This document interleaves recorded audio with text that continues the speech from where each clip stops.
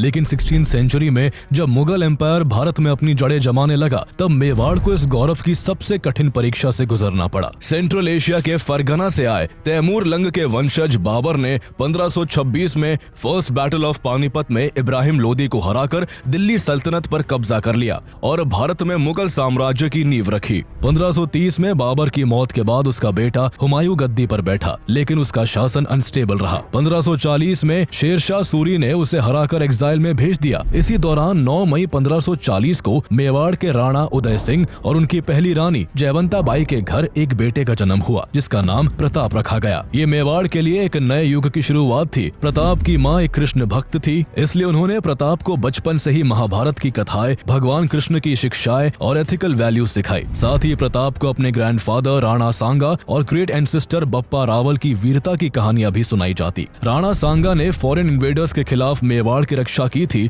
और बप्पा रावल ने मेवाड़ को एक पावरफुल राज्य बनाया था। इन स्टोरीज ने प्रताप के मन में देशभक्ति और स्वाभिमान की गहरी जड़ें डाल दी। प्रताप का बचपन गुरुकुल और भील समुदाय के बीच बीता। सुबह वो गुरुकुल में वेद, शास्त्र और युद्ध कला सीखते और दोपहर में भीलों की बस्तियों में चले जाते। भील उन्हें प्यार से कीका कहते थे, क्योंकि उनकी कम्युनिटी में बेटों को इसी नाम से पुकारा जाता था। भीलों के बीच रहते हुए प्रताप फिजिकली और मेंटली मजबूत होते गए। बहुत कम उम्र में ही वो घोड़ा दौड़ाने, तेज तर्रार तरीके से तलवार चलाने और तीरंदाजी में महारत हासिल कर चुके थे। उनका साहस देखकर लोग दंग रह जाते थे। राणा उदय सिंह के सबसे बड़े बेटे होने के नाते उन्हें राज्य में युवराज की उपाधि मिली और वो आम जनता के बीच इस तरह से घुल मिल गए कि उनकी पॉपुलैरिटी छोटी सी उम्र से ही बढ़ने लगी। उसी बीच राजस्थान की धरती से थोड़ी ही दूर सिंध के अमरकोट में 1542 में हुमायूं के बेटे जलालुद्दीन अकबर का जन्म होता है। अकबर को 1556 में सिर्फ 13 वर्ष की उम्र में ही दिल्ली की गद्दी पर बैठा दिया जाता है। चूंकि अकबर उम्र में छोटा था, इसलिए असली शक्ति उसके रीजेंट बैरम खान के पास थी। लेकिन जल्द ही अकबर ने बैरम खान को हटाकर पूरी पावर अपने हाथों में ले ली और अपनी एक्सपेंशनिस्ट पॉलिसी के तहत 1562 में मालवा के शासक बाज बहादुर को सरंगपुर की लड़ाई में हराकर अकबर ने मुगल एम्पायर को लगातार फैलाना शुरू कर दिया। अब उसकी नजर राजस्थान पर थी, क्योंकि यहाँ से गुजरात के समुद्र तट तक जाने वाले ट्रेड रूट्स गुजरते थे, जो स्ट्रेटेजिकली काफी इंपॉर्टेंट थे। लेकिन उस समय राजस्थान में राजपूतों की वीरता अपने शिखर पर थी। अकबर चाहता था कि वो उसके आगे झुके, इसलिए उसने उन्हें मनाने और दबाने के लिए हर तरीका अपनाया। कभी सेना का जोर दिखाकर, कभी डिप्लोमेसी से, तो कभी शादियों के रिश्ते बनाकर उसने कई राजपूत रियासतों को अपने मुगल साम्राज्य के अंडर कर लिया। आमेर के राजा भारमल ने भी अपनी बेटी हरखा बाई की शादी अकबर से करके मुगलों से संधि कर ली। धीरे धीरे आमेर, मारवाड़ और बूंदी जैसे कई राजपूत राज्य अकबर के अंडर आ गए, जिससे अकबर की शक्ति और बढ़ गई। लेकिन जब एक एक करके राजस्थान के सभी राजपूत राज्य अकबर के आगे झुक गए, तब भी मेवाड़ का राज्य चट्टान की तरह अडिग खड़ा था। मेवाड़ के राणा उदय सिंह ने अपने सिर को अकबर के दरबार में झुकाने से इनकार कर दिया। उदय सिंह ने अकबर को क्लियर मैसेज भेजा कि वो केवल भगवान एक लिंग जी के दीवान हैं और किसी मानव शासक के अधीन रहना वो कभी स्वीकार नहीं करेंगे। इस जवाब से अकबर गुस्से से आग बबूला हो गया और उसने तय किया कि वो मेवाड़ को अपने कंट्रोल में लेकर ही रहेगा। अकबर ने मेवाड़ के चित्तौड़गढ़ किले की घेराबंदी का प्लान बनाया। ये फोर्ट अपनी नेचुरल पोजीशन और मजबूत दीवारों के कारण इम्पेनेट्रेबल माना जाता था। इसकी ऊंची पहाड़ियां, खड़ी ढलानें और विशाल दीवारें इसे लगभग अजय बनाती थी। अकबर की सेना ने सीधे अटैक के बजाय लंबी घेराबंदी की स्ट्रेटेजी अपनाई और फोर्ट के चारों ओर घेरा डालकर मिट्टी के टीले बनवाए, तोपों से हमले किए और सुरंगों में बारूद भरकर विस्फोट किए। कई महीनों की घेराबंदी और बारूदी हमलों की वजह से आखिरकार किले की दीवारें टूट गई और मुगल सेना अंदर घुस गई। लेकिन शौर्य और पराक्रम से भरे राजपूतों ने हार मानने के बजाय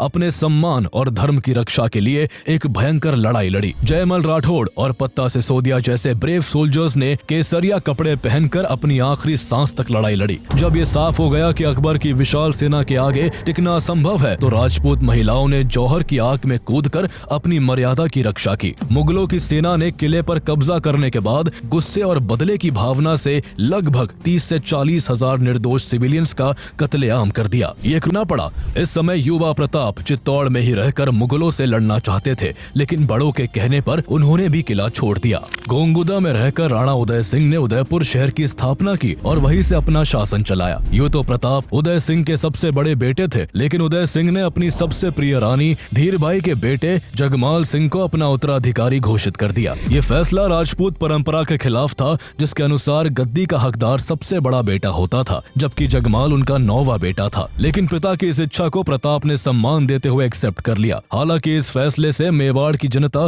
बिल्कुल भी खुश नहीं थी। स्थिति तब और बिगड़ गई जब 1572 में राणा उदय सिंह की डेथ हुई। उनके अंतिम संस्कार में जगमाल सिंह के अलावा मेवाड़ का हर व्यक्ति मौजूद था। जगमाल उस समय महल में अपना राज्याभिषेक करवा रहा था। जगमाल के इस इररिस्पॉन्सिबल बिहेवियर ने सामंतों और जनता को और भड़का दिया। सबकी नजर में प्रताप ही सही उत्तराधिकारी थे, इसलिए सामंतों और सरदारों ने जगमाल को राजगद्दी से हटा दिया और गोगुंदा की पहाड़ियों में मौजूद प्रताप का राज्याभिषेक करते हुए उन्हें मेवाड़ का राणा घोषित कर दिया। राजपूत राज्यों में राजा को राणा कहा जाता था, इसलिए वो प्रताप से अब महाराणा प्रताप बन चुके थे। लेकिन जब महाराणा प्रताप ने सत्ता संभाली तब मेवाड़ की स्थिति बेहद खराब थी। खजाना खाली था, चित्तौड़ सहित मेवाड़ के बड़े हिस्से पर मुगलों का कब्जा था और आसपास के राज्य पहले ही अकबर के अधीन हो चुके थे। चित्तौड़ की हार की टीस महाराणा प्रताप के दिल में कांटे की तरह चुभ रही थी। सत्ता संभालते ही उन्होंने अपने सरदारों को बुलाया और शपथ ली कि मेवाड़ का स्वाभिमान हमेशा ऊंचा होगा। चित्तौड़ के किले पर लहराता मुगल ध्वज मेरे कलेजे को छलनी करता है। मैं शपथ लेता हूँ